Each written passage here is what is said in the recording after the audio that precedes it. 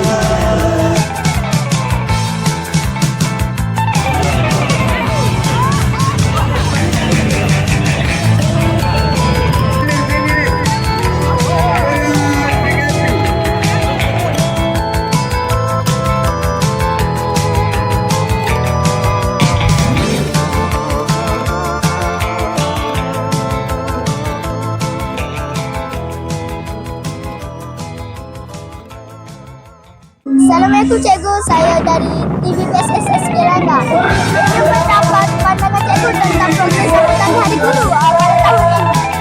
Waalaikumsalam. Bagi pendapat cikgu, sambutan Hari Guru pada tahun ini tahun-tahun sebelumnya meriah termenung dan menangis, agaknya berduka hati, terkenal nasib sendiri, tiada orang ketahui. Wajahnya muram sahaja, tiada tanda gembira yang akan membawa ria. Suasana sepi yang tidak bermaya, turut sama berduka.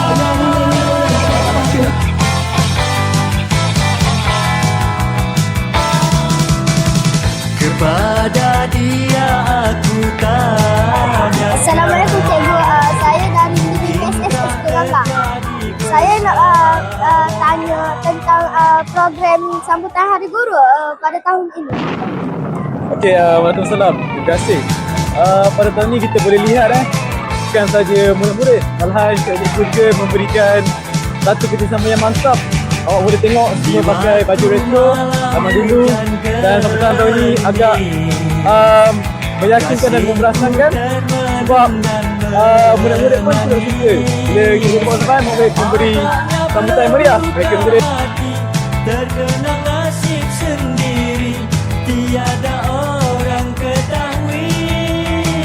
Wajahnya muram sahaja, tiada tanda gembira yang akan membawa ria. Suasana sepi yang tidak bermanya.